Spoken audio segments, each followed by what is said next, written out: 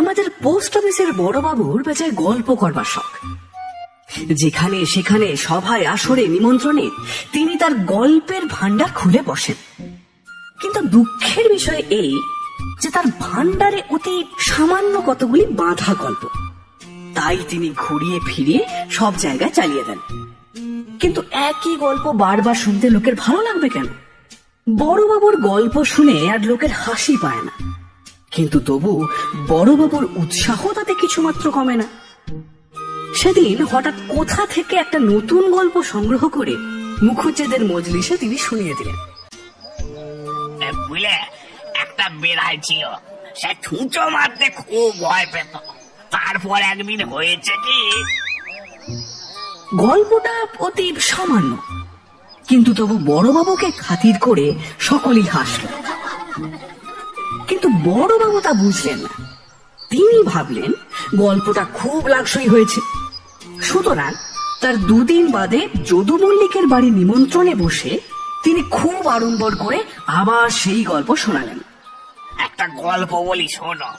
একটা বেড়াল ছিল, বুঝলে, সে খুব ছুঁচো মারতে ভয় পেত। তারপর একদিন দু একজন যারা আগে শোনেনি তারা শুনে বেশ একটু হাসল। বড়বাবু ভাবলেন গল্পটা জমেছে ভালো। তারপর আবার ডাক্তারবাবুর ছেলের মুখে ভাতে তিনি সেই একই গল্প খুব উৎসাহ করে বললেন। একটা গল্প বলি। একটা বেড়াল ছিল, সে ছুঁচো মারতে খুব ভয় পেত। একদিন কার্নিসের ওপর উঠে সেখান থেকে এক লাফ। এবারে ডাক্তারবাবু ছাড়া আর কেউ গল্প শুনে হাসলো না, কিন্তু বড়বাবু নিজেই হেসে কুটি কুটি। বলো ভাই, বলছি। তারপর সেই বেড়ালটা, তারপরও যখন তিনি আরো 2-3 জায়গায় সেই একই গল্প চালিয়ে দিলেন, তখন আমাদের মধ্যে কেউ কেউ ভীষণ চটে গেল। বিশু বলল, না আর সহ্য হয় না, বড়বাবু বলে আমি এতদিন শুয়ে আছি। আরে কিন্তু গল্প বলার উৎসাহটা একটু না কমালে তো আর চলছে না। 2 দিন বাদে আমরা 10-12 জন মিলে বসে গল্প করছি। এমন সময় বড়বাবুর নাদোষ নুদোষ মূর্তিখানি দেখা দিল। আমরা বললাম, এই আজ খবরদার ওর গল্প শুনে কেউ হাসতে পারবে না, কিন্তু দেখি উনি আজ কি করেন। বড়বাবু এসে বসতেই বিশু বলে উঠল, না বড়বাবু আজকাল যেমন কেমন হয়ে গেছেন। আগে কেমন মজার মজার সব গল্প বলতেন, আজকাল কই কেমন যেন ঝিমিয়ে পড়েছেন। বড়বাবু এ কথায় ভারী ক্ষুণ্ণ হলেন। তাঁর গল্প আর আগের মতো জমে না, এই কথাটি তার একটু ভালো লাগলো না।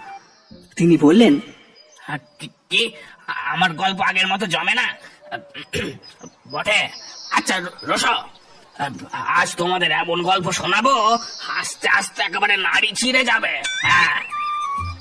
এই বলে তিনি তার সেই মামুলি পুঁজি থেকে একটি গল্প আরম্ভ করলেন। কিন্তু গল্প বললে কি হবে, আমরা আজ কেউ হাসতে রাজি নই। সকলেই কাঠ হয়ে বসে রইলাম। বিশু বলল, না এই গল্পটা দিচ্ছেই হলো না, একদম হলো না। তখন বড়বাবু তার সেই পুঁজি থেকে একে একে 5-7টি গল্প শুনিয়ে দিলেন, কিন্তু তাতে সকলের মুখ একেবারে পেঁচার মতো আরো গম্ভীর হয়ে উঠল। এবার বড়বাবু খেপে গেলেন, বললেন, যাও যাও, তোমরা হাসতে জানো না, গল্পের কদর বোঝো না, আবার গল্প শুনতে চাও কি? হ্যাঁ, এই গল্প শুনে সেদিন ইন্সপেক্টর সাহেব পর্যন্ত হেসে গড়াগড়ি খেয়েছিলেন। তোমরা সব বুঝবে কি? যত সব আসে। তখন আমাদের মধ্যে একজন বলে উঠল, সে কি বড়বাবু, আমরা হাসতে জানি না? বলেন কি, আপনার গল্প শুনে কতবার হেসেছি। আজকাল আপনার গল্পগুলো না তেমন খোলে না, বুঝলেন তো, তা হাসি আসবে কোত্থেকে? এই তো বিশুদা যখন গল্প বলেন তখন কি ওরা হাসি নে? হ্যাঁ হাসি নে, কি বলেন? বড়বাবু হেসে বললেন, বিশু ও আবার গল্প জানে নাকি? আরে একসঙ্গে দুটো কথা বলতে গেলে ওর মুখে আটকায়, ও আবার গল্প বলবে কি? হ্যাঁ। বিশু বলল, বিলক্ষণ, আমার গল্প শোনেননি বুঝি? আমরা সকলে তাকে উৎসাহ দিয়ে বললাম,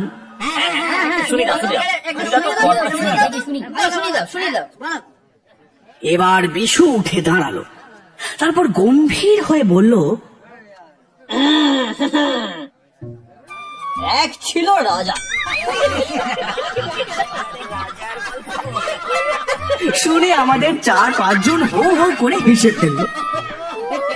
বলল,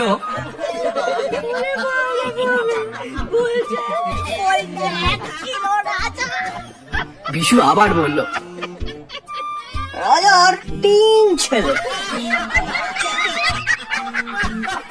শোনা মাত্র আমরা একসঙ্গে প্রাণপণে এমন সশব্দে হেসে উঠলাম যে বিশু নিজেই খানিক চমকে উঠল। সকলে হাসতে হাসতে ওর গায়ে গড়িয়ে পড়তে লাগলো। কেউ কেউ বলল,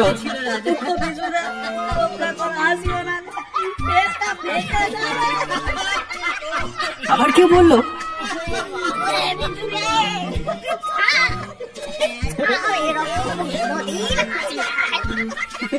কেউ কেউ এমন ভাব দেখালো যেন আস্তে আস্তে তাদের পেটে খিল ধরে গেছে। বড় বাবু কিন্তু এবার ভীষণ চটে গেলেন। তিনি বললেন, সব বিশুর কাজ সাজে, আগে থেকে সব শিখিয়ে এনেছে। নাহলে ও যা বললে তাতে হাসবার মতো কি আছে বাবু? যত সব উল্টো পাল্টা লোক আমার এনেছে জটে। চলো আমি এই বলে তিনি রাগে গজগজ করতে করতে উঠে গেলেন। আর সেই সময় থেকে অফিসের বড় বাবুর গল্প বলার শখটা বেশ একটু কমলো। এখন আর তিনি যখন তখন কথায় কথায় আর হাসির গল্প ভেদে বসেন না।